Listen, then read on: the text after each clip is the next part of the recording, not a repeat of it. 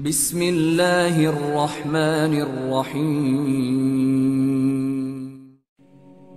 Bismillahirrahmanirrahim. Assalamualaikum warahmatullahi wabarakatuh.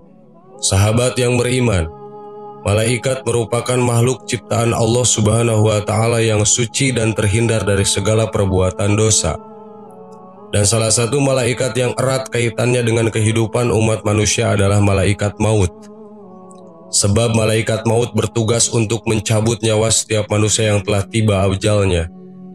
Sehingga apabila malaikat maut telah menjalankan tugasnya, maka hal tersebut menjadi tanda berakhirnya kehidupan umat manusia di dunia ini.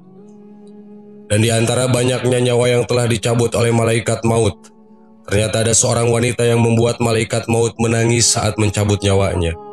Sebagaimana diceritakan dalam kitab Tadhkirah oleh Imam Qurtubi, bahwa malaikat maut menangis saat mencabut nyawa seorang wanita. Padahal wanita itu tidak digambarkan sebagai seorang yang taat beribadah. Lantas apa yang menyebabkan malaikat maut menangis saat mencabut wanita ini? Berikut ringkasannya. Dikisahkan bahwa malaikat akan mencabut nyawa seorang wanita yang saat itu sedang berada di tengah padang pasir yang tandus.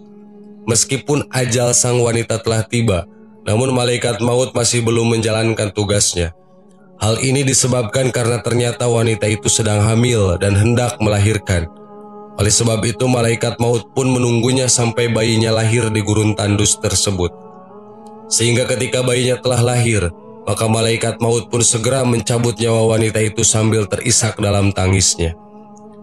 "Aku pernah menangis saat aku mencabut nyawa seorang wanita," ujar malaikat maut. Kemudian ia berkata lagi, "Saat itu ia baru saja melahirkan putranya di padang pasir, dan aku menangis saat aku mencabut nyawanya karena mendengar bayi tersebut menangis dan tidak seorang pun ada di sana yang mengetahui hal itu." Demikianlah malaikat maut. Ia merasa iba dengan bayi yang dilahirkan oleh wanita itu, di mana tidak seorang pun di sana yang bisa menemukannya, sehingga malaikat maut pun menangis saat mencabut nyawa ibunya. Namun tanpa sepengetahuan malaikat maut, sebab ia hanya bertugas untuk mencabut nyawa, ternyata Allah Subhanahu wa Ta'ala telah menyelamatkan bayi itu dengan caranya hingga akhirnya ia pun tumbuh besar dan menjadi hamba Allah yang baik dan taat. Dan dalam kitab Tadhkirah tersebut juga disebutkan tentang percakapan antara Allah dengan malaikat maut, di mana saat itu Allah Subhanahu wa Ta'ala bertanya kepada malaikat maut, "Apakah kamu pernah menangis saat mencabut nyawa anak cucu Adam?" Maka malaikat maut pun menjawab, "Aku pernah menangis, tertawa, dan juga terkejut serta kaget." Kemudian Allah Subhanahu wa Ta'ala bertanya, "Apa yang membuatmu menangis?" Malaikat maut pun menjawab, "Aku menangis saat hendak mencabut nyawa seorang wanita hamil di tengah padang pasir yang tandus dan ia hendak melahirkan. Maka aku pun menunggunya sampai bayinya lahir di gurun tersebut. Kemudian aku cabut nyawa wanita itu sambil menangis karena aku mendengar tangisan bayinya, namun tidak ada seorang pun di sana yang mengetahui hal itu." Kemudian Allah bertanya, "Lantas apa yang membuatmu terkejut dan kaget?" Maka malaikat maut pun menjawab, "Aku terkejut dan kaget saat hendak mencabut nyawa salah seorang ulama. Saat itu aku melihat cahaya terang benderang dari kamarnya. Setiap kali aku mendekatinya, maka cahaya itu semakin menyilaukanku seolah ingin mengusirku, sehingga aku cabut nyawanya disertai cahaya tersebut." Dan Allah Subhanahu wa Ta'ala pun bertanya lagi, "Apakah kamu tahu siapa lelaki itu?" "Tidak ya Allah," jawab malaikat maut. "Sesungguhnya lelaki tersebut adalah bayi yang dari wanita yang engkau cabut nyawanya di gurun pasir yang gersang itu, dan akulah yang menjaganya dan tidak membiarkannya." Sahabat yang beriman, semoga jadi ilmu buat kita semua dan peringatan untuk kita semua bahwasannya malaikat maut selalu dan selalu membuntuti kita. Semoga kita semua diwafatkan oleh Allah dalam keadaan husnul khotimah. Amin. Wallahu a'lam. Wassalamualaikum warahmatullahi wabarakatuh.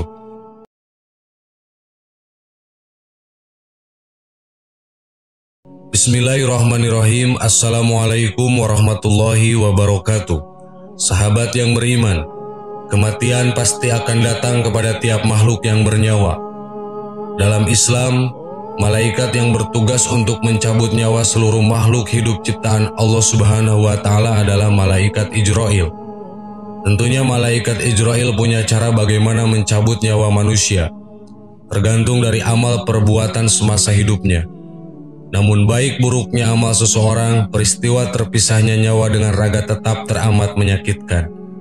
Rasulullah Shallallahu Alaihi Wasallam bersabda, sekiranya sakaratul maut itu kira-kira 300 kali sakitnya dibukul pedang. Hadis riwayat Ibnu Abi Dunya. Kitab Daqaiqul Akhbar karya Imam Abdurrahman bin Ahmad Al-Qadi. Sebelum seorang hamba menemui ajal, terlebih dahulu Tuhan bertitah pada malaikat maut. Sekarang tiba waktunya hamba itu kembali. Ambillah ruh si fulan, seru Allah pada malaikat maut. Bergegaslah malaikat maut menemui si fulan menjalankan perintah Allah. Tanpa pamit, malaikat maut hendak mengambil ruh si fulan. Beragam cara malaikat mencabut ruh dari tiap-tiap jasad hamba. Kali ini malaikat maut mengambil ruh si fulan itu dari arah mulut namun tak kunjung bisa. Ternyata mulut si fulan sedang berzikir kepada Allah. Tak ada jalan bagimu hai malaikat untuk mencabut ruhku melalui arahku. Lisan meneruskan, aku gemar memperpanjang setiap sesuatu lantaran hanya menyibukkan diri berzikir kepada Allah. Malaikat maut dengan gundah gulana kembali menghadap Allah, sembari mengadukan penolakan hambanya si fulan. Ambillah dari arah yang lain, seru Allah kepada malaikat maut.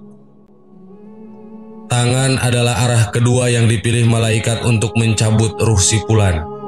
Tangan si fulan berkata, aku banyak bersodakoh, mengelus-elus kepala anak yatim, menulis yang baik-baik, bukan dari arahku engkau mengambil ruhku. Malaikat maut kembali kepada Allah dan persis dengan kata-kata yang dikatakan tangan si fulan. Ambil dari arah lain, lagi Allah memerintahkan pada malaikat. Kemudian kaki adalah arah yang dipilih malaikat maut untuk menjemput ruh si fulan. Aku meringankan langkah untuk sholat berjamaah, melaksanakan sholat 2 hari raya, dan aku tak kenal lelah melangkah menuju majelis taklim. Aku bukan arah untuk menarik ruh itu, kata kaki kepada malaikat. Malaikat maut pun kembali menghadap Allah dengan cerita persis yang dikatakan kaki. Allah menjawab dengan perintah yang sama. Selanjutnya malaikat mengambil ruh si fulan dari arah telinganya. Aku mendengar bacaan Al-Quran, mendengar azan, dan mendengarkan zikir. Arahmu mengambil ruhku bukan aku, ucap telinga. Lagi-lagi malaikat maut gagal. Kembali menghadap Allah, malaikat lagi-lagi mendapat perintah yang sama. 2 belah mata kemudian dipilih untuk merenggut ruh si fulan. Kami berdua melihat mushaf Al-Quran, memandang wajah ulama, memandang orang tua, dan memandang orang-orang soleh. Aku pun bukan arahmu merenggut ruh, ucap mata. Malaikat maut kembali berpaling. Arah mana lagi yang dapat ia jalani untuk mencabut nyawa si fulan ini? Akhirnya malaikat kembali menghadap Allah seraya berkata, ya Allah, hamba-Mu si fulan tiap-tiap arah yang telah aku lakukan untuk mengambil ruhnya selalu punya jawaban. Lapor malaikat kepada Allah. Wahai malaikat maut, tulis namaku di telapak tanganmu, lalu perlihatkan telapak tanganmu pada ruh hambaku itu, perintah Allah. Segera malaikat menemui ruh si fulan. Tanpa berlama-lama malaikat langsung memperlihatkan telapak tangannya termaktub asma Allah Subhanahu wa Ta'ala. Setelah ruh si fulan melihat telapak tangan malaikat yang bertuliskan asma Allah, secepat kilat ruh keluar dari jasad si fulan. Dia tidak merasakan sedikit pun sakitnya nazah atau keluarnya ruh dari jasad manusia. Seorang hamba tidak akan merasakan pedihnya syakaratul maut yang sangat dahsyat ketika ditulis akan asma Allah. Dalam firman-Nya, Allah Subhanahu wa Ta'ala telah menyebutkan, maka apakah orang yang dibukakan Allah hatinya untuk menerima agama Islam, lalu ia mendapatkan cahaya dari Tuhannya sama dengan orang-orang yang membatu hatinya, maka kecelakaannya besarlah bagi mereka yang telah membatu hatinya untuk mengingat Allah. Mereka itu adalah kesesatan yang nyata. Quran Surat Az-Zumar ayat 22. Sesungguhnya agama di sisi Allah hanyalah Islam. Quran Surat Ali Imran ayat 19. Sahabat yang beriman, semoga kita semua diwafatkan oleh Allah dalam keadaan husnul khatimah, dan semoga kita dimudahkan oleh Allah ketika syakaratul maut. Amin. Wallahu a'lam. Wassalamualaikum warahmatullahi wabarakatuh.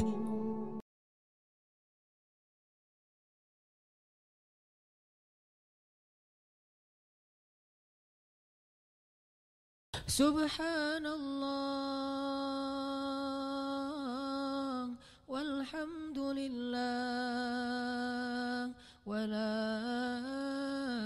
ilaha illallah wallahu akbar. Subhanallah